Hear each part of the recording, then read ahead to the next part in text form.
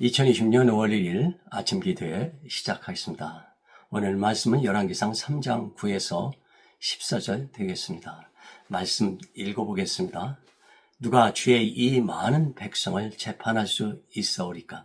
듣는 마음을 종에게 주사 주의 백성을 재판하여 선악을 분별하게 하옵소서. 솔로몬이 이것을 구하매 그 말씀이 주의 마음에 든지라. 이에 하나님이 그에게 이르시되 내가 이것을 구하도다. 자기를 위하여 장수하기를 구하지 아니하며 부도 구하지 아니하며 자기 원수의 생명을 멸하기도 구하지 아니하고 오직 송사를 듣고 분별하는 지혜를 구하였으니 내가 내 말대로 하여 네게 지혜롭고 총명한 마음을 주니 네 앞에도 너와 같은 자가 없었거니와 네 뒤에도 너와 같은 자가 일어남이 없으리라. 내가 또 내게 구하지 아니한 부귀와 영광도 내게 주노니 내 평생의 왕들 중에 너와 같은 자가 없을 것이다. 내가 만일 내 아버지 다윗이 행함같이 내 길로 행하며 내 법도와 명령을 지키면 내가 또 내 날을 길게 하리라.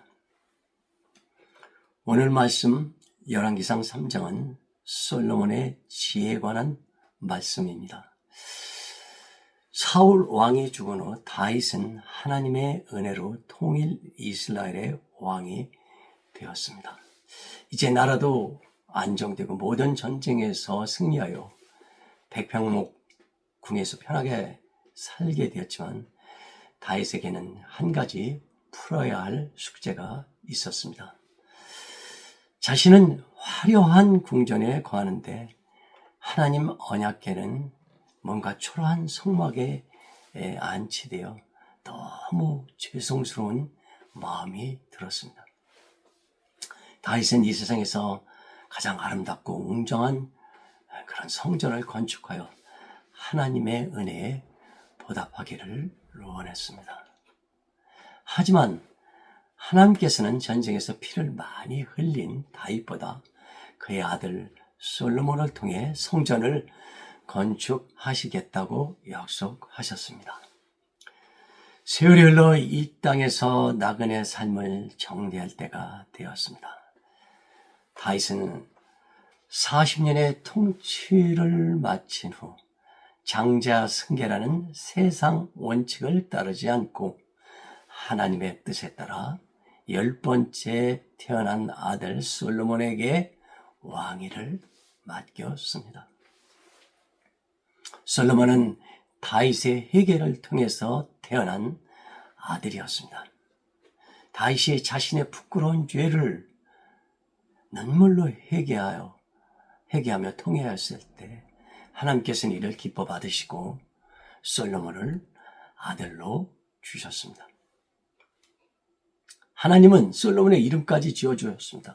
그 이름이 여디디아라고 했는데 그 뜻은 여호와께 사랑받는 자라는 뜻입니다.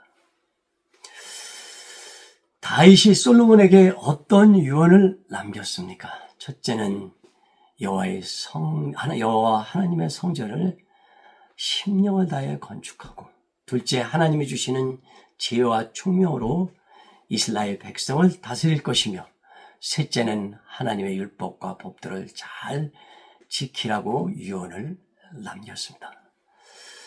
솔로몬은 아버지 다윗의 말씀을 마음 깊이 새기고 자신을 왕으로 세워진 하나님께 감사의 뜻으로 기브온 산당에서 1000번제를 드렸습니다.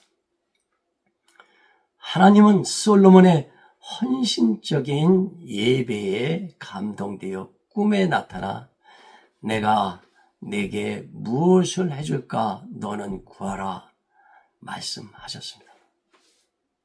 그때 솔로몬은 전에 아버지 다윗이 하신 마지막 유언을 기억하고 다음과 같이 하나님께 구했습니다. 하나님, 제가 아직 어려서 무엇을 어떻게 해야 할지 모르겠습니다. 이 부족한 종에게 지혜로운 마음을 주셔서 주의 백성을 재판하고 선악을 분별할 수 있게 해 주십시오. 하나님은 깜짝 놀랐습니다. 통상 사람들은 무엇을 구할까 물어보면 되게 부귀영화, 태평성대, 건강장수 이런 거를 원하는데 솔로몬은 백성을 잘 다스릴 수 있는 지혜와 총명을 구했기 때문입니다. 하나님은 솔로몬의 기도가 너무너무 마음에 들어서 즉시 응답하셨습니다. 솔로몬아, 너는 네 자신을 위하여 장수나 재물이나 부귀나 원수의 멸망을 구하기보다 백성들의 송사를 듣고 분별하는 지혜를 구했으며 내가 내 말대로 구했으니 내가 내 말대로 지혜롭고 총명한 마음을 주겠다.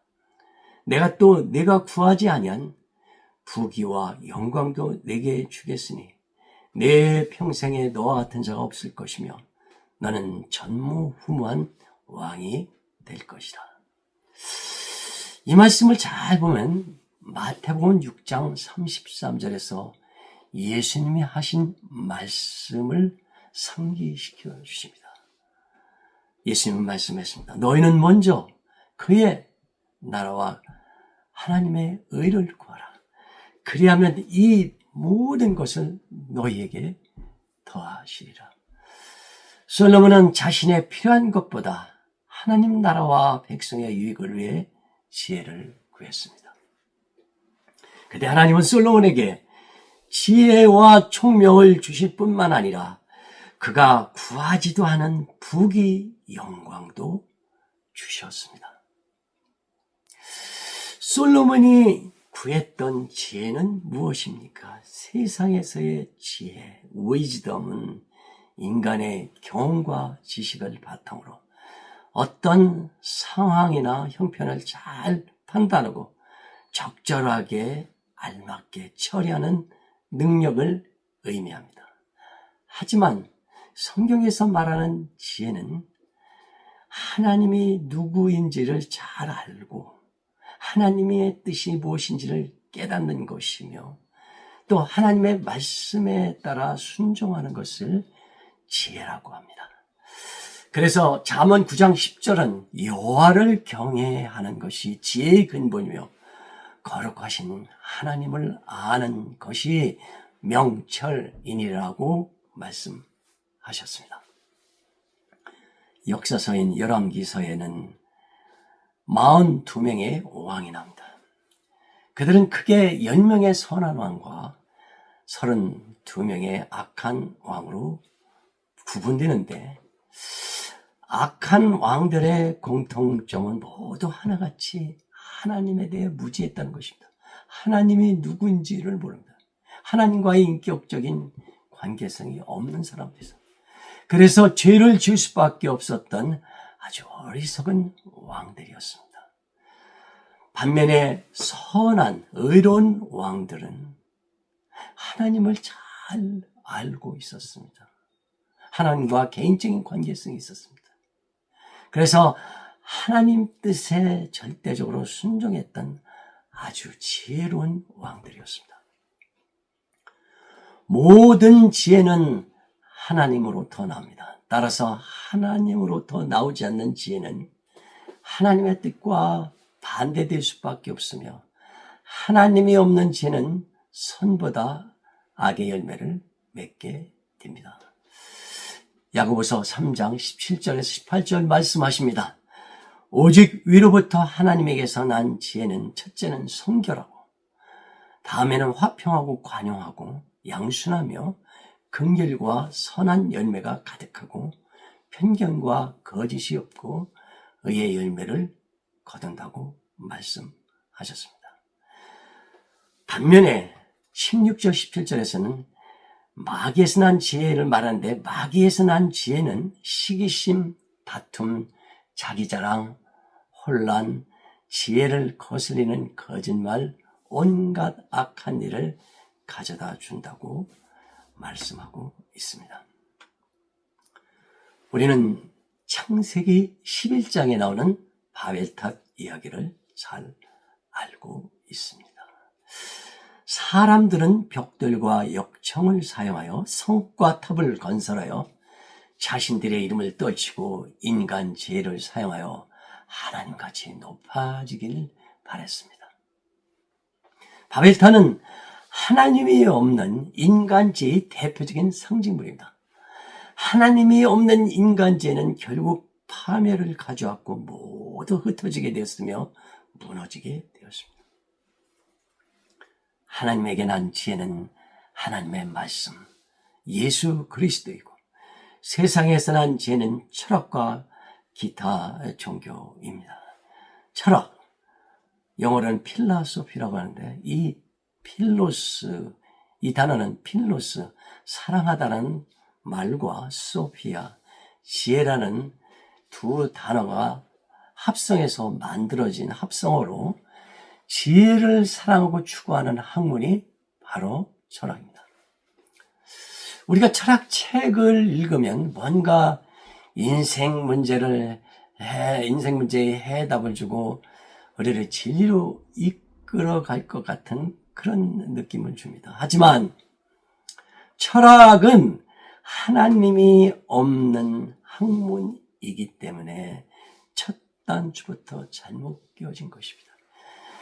현대 사상에 가장 큰 영향을 미친 철학자 니체는 신은 죽었다고 말했고, 공산주의의 원로 창시자인 칼 막스는 종교는 아편이라고 주장하여 수많은 영혼을 불신과 지옥으로 끌고 갔습니다. 철학에는 생명도 없고 죄사함도 없습니다. 철학에는 어떤 기쁨이나 평강이 없습니다. 철학에는 내 인생을 책임져줄 진리와 언약의 말씀도 없습니다. 철학에는 나를 구원해서 천국으로 인도할 구원자 메시아가 없습니다. 사도 바울이 2차 전도 여행 중 그리스 아테네에 갔습니다. 철학의 중심지였던 아데네는 대표적으로 두 철학 학파가 있었는데 하나는 스토아 학파요, 두 번째는 에피쿠로스 학파였습니다. 그들은 밤낮으로 철학을 논하고 철학이 그들의 삶의 중심이요 터전이 되었습니다. 스토아 철학은 고통을 참고 운명을 받아들이라고 가르쳤고, 에피쿠로스 철학은 죽음은 모든 것이 끝이니 끝나니 인생을 살아있는 동안에 마음껏 즐기라고 가르쳤습니다. 바울은 아테네 사람들이 거짓 철학에 속아 헛된 인생을 살아가는 것을 보고 너무너무 마음이 아팠습니다. 그래서 바울은 거짓 철학과 헛된 우상에 빠져있는 그들에게 창조주 하나님과 부활하신 예수 그리스도를 전하며 참된 진리를 가르쳐 주었습니다. 우리가 불의와 거짓과 쾌락이 가득한 이 어둡고 혼돈스러운 세상에서 오직 하나님만을 경외하고 견고한 믿음의 삶을 살기 위해서는 분명코 지혜가 필요함을 깨닫습니다. 예수님은 마태복음 7장 24, 25절에서 어떤 사람이 지혜로운 사람인가를 가르쳐 주십니다. 그러므로 누구든지 나의 이 말을 듣고 행하는 자는 그 집을 반석 위에 지은 지혜로운 사람과 같다. 비가 내리고 창수가 나고 바람이 불어 그 집에 부딪혀도 무너지지 않으니 이는 주추를 반석 위에 놓은 까닭이요. 예수님은 주님의 말씀을 듣고 실천하고 실행하는 사람이 지혜로운 사람이라고 했습니다. 머리가 똑똑하고 무엇을 개발하고 무엇을 만들어내고 창조적인 그런 사람이 지혜로운 게 아니야. 주의 말씀을 듣고 순종하는 사람이 지혜로운 사람이라고 말씀하십니다.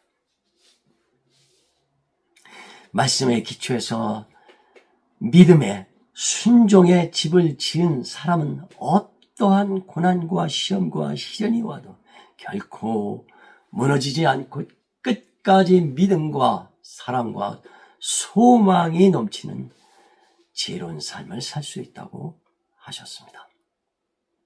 반면에 하나님의 말씀을 듣고 실천하지 않는 사람, 순종하지 않는 사람은 마치 모래 위에 집을 지은 아주 어리석은 사람과 같다고 했습니다. 왜냐하면 평소에 환경과 형편이 좋으면 믿음이 좋아 보이지만 견디기 어려운 시련과 시험, 고난이 닥치면 금방 그 믿음이, 그 신앙이 무너지기 때문입니다. 말씀을 머리로 지식적으로 많이 안다고 해서 결코 좋은 것은 아닙니다. 말씀을 안다는 것과 말씀을 실행하고 실천한다는 것은 별개의 문제입니다. 그래서 야고보서 2장 17절에서 주님은 행함이 없는 믿음은 곧 죽은 믿음이라고까지 말씀하셨습니다. 한 말씀이라도 깊이 묵상하고 말씀에 새겨서, 말씀을 마음에 새겨서 하나님 앞에서 순종할 때 말씀의 열매를 맺게 되고 어떠한 형편 가운데서도 흔들리지 않은 견고한 믿음의 삶을 살 수 있습니다. 열왕기상 3장 10절 말씀을 다시 읽어보겠습니다. 솔로몬이 이것을 구하매 그 말씀이 주의 마음에 든지라. 주님은 하나님은 솔로몬의 기도가 그렇게 마음에 들었다고 말씀하십니다. 근데 하나님의 마음에 드는 기도, 이 성경에는 그런 말씀이 별로 없습니다.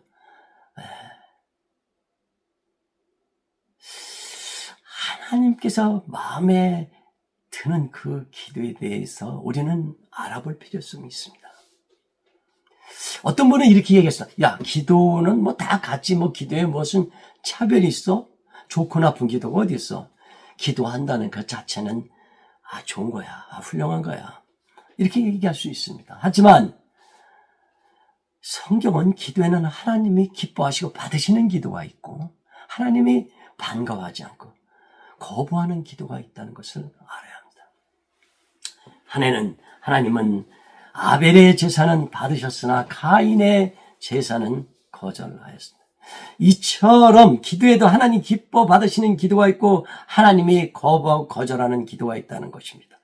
하나님은 다윗의 기도는 응답했으나 사울의 기도는 응답하지 않았습니다. 그 이유는 다윗은 하나님 중심적인 기도를 했고 사울은 자기 중심적인 기도를 했기 때문입니다. 하나님의 기뻐 받으신 기도는 어떤 기도입니까? 첫째, 하나님은 솔로몬처럼 자신의 부귀영화를 구하기보다 하나님의 나라와 의를 먼저 겸손한 자세로 구하는 기도를 기뻐하십니다. 둘째는 예수님처럼 자기를 부인하고 하나님의 뜻이 이루어지기를 바라는 기도를 기뻐하십니다. 예수님은 십자가를 앞에 놓고 죽음의 잔을 피하고 싶었지만 기도를 통해서 내 뜻대로 몹시고 아버지 뜻대로 하옵소서 라고 기도하십니다. 그때 하나님께서는 예수님의 기도를 기뻐 받으시고 예수님을 만왕의 왕, 만주의 주로 높이셨습니다. 셋째, 하나님은 다윗처럼 회개하는 기도를 기뻐하십니다. 하나님이 다윗의 간죄와 살인죄를 책망하셨을 때 다윗은 변명하지 않고 내가 여호와께 죄를 범하였습니다, 시인하고 눈물로 회개했습니다. 그때 하나님은 그의 기도를 받으시고 메시아의 조상으로 축복하십니다.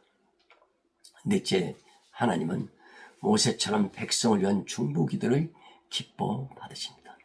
이스라엘 백성이 출애굽한 후 광야에서 금송아지를 만들어 우상 숭배를 했을 때 하나님은 화가 나서 그들을 모두 멸하고 모세를 통해서 새롭게 큰 민족을 세우시겠다고 약속하시죠. 모세는 기도하였습니다. 여호와여, 그들의 죄를 사하여 주시옵소서. 그러지 아니하면 원컨대 주의 생명책에서 저를 지워버려 주시옵소서. 하나님은 모세의 그 목자의 심령을 가진 중보 기도를 기뻐 받으시고 이스라엘 백성을 용서하시고 약속의 땅 가나안으로 인도하셨습니다. 다섯째, 엘리야처럼 하나님의 임재와 영광을 위해 드리는 기도를 하나님은 기뻐하십니다. 엘리야가 갈멜산에서 850명 바알 그리고 아세라 선지와 대결할 때 여호와여 내게 응답하사 이 백성으로 주 여호와가 하나님이신 줄 알게 하옵소서 기도하자 하나님은 불로 응답하셨습니다. 여섯째, 한나와 히스기야 왕처럼 필사적이고 끈질긴 기도를 하나님 기뻐하십니다. 한나의 간절한 기도를 통해 위대한 선지자 사무엘이 탄생하였고, 히스기야의 벽을 보고 기도하는 그 면벽 기도를 통해 그의 수명이 15년이나 연장이 되었습니다. 일곱째, 다니엘 그리고 에스더처럼 죽음을 각오 드리는 기도를 하나님은 기뻐하십니다. 다니엘은 사자굴에 던져지는 순간에도 기도를 멈추지 않고 에스더는 죽음을 주려는 사생결단의 각오로 금식하며 기도하여 이스라엘 민족을 구하였습니다. 여덟째, 초대교회는 한마음으로 합심해서 기도하는 것을 하나님은 기뻐하십니다.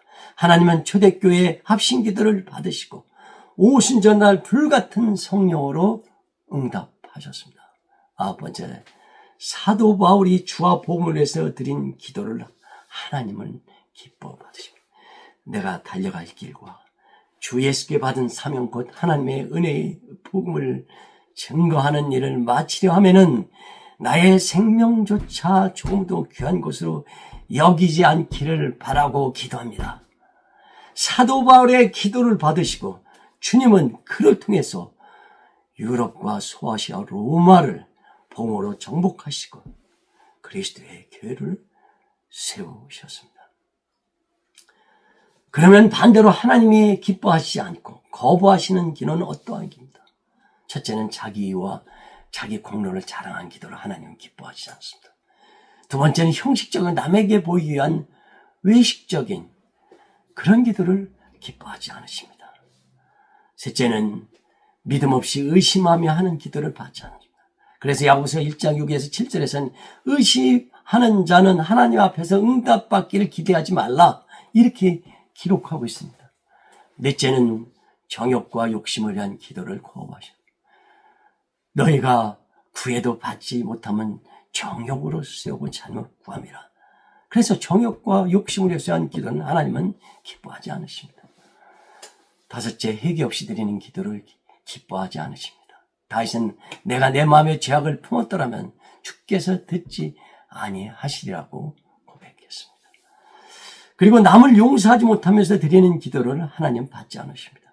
그래서 마가복음 11장 25절에서 주님께서는 너희가 가서 기도할 때 아무에게나 혐의가 있거든 용서하라. 그래 하늘에 계신 너희 아버지께서도 너희의 허물을 사하여 주시리라 말씀하셨습니다. 그리고 마지막으로 하나님의 뜻과 반대되는 기도를 받지 않으십니다. 요한일서 5장 14절은 말씀. 우리가 하나님의 뜻대로 무엇을 구하든 하나님께서는 반대로 들으심이라 라고 말씀하셨습니다. 결론적으로 말세지 말에서는 우리가 하나님의 뜻을 깨닫고 하나님이 기뻐하는 삶을 살기 위해 지혜가 필요함을 깨닫습니다. 고린도전서 1장 24절에서는 그리스도는 하나님의 능력이요 하나님의 지혜니라라고 말씀하십니다. 우리가 지혜의 근본 되신 지혜의 근원 되신 예수 그리스도를 통해서만이 하나님의 뜻을 깨닫고 하나님이 기뻐하시는 믿음과 순종의 삶을 살 수 있음을 깨닫습니다. 주님은 말씀하십니다. 너희 중에 누구든지 지혜가 부족하면 모든 사람에게 후히 주시고 꾸짖지 아니하시는 하나님께 구하라. 그리하면 주시리라. 이 시간 예수 그리스도 이름으로 지혜를 구하길 기도합니다. 그리고 하나님의 지혜로 우리의 모든 인생의 문제와 시련과 미혹과 시험을 극복하고 승리의 삶을 살기를 기도합니다.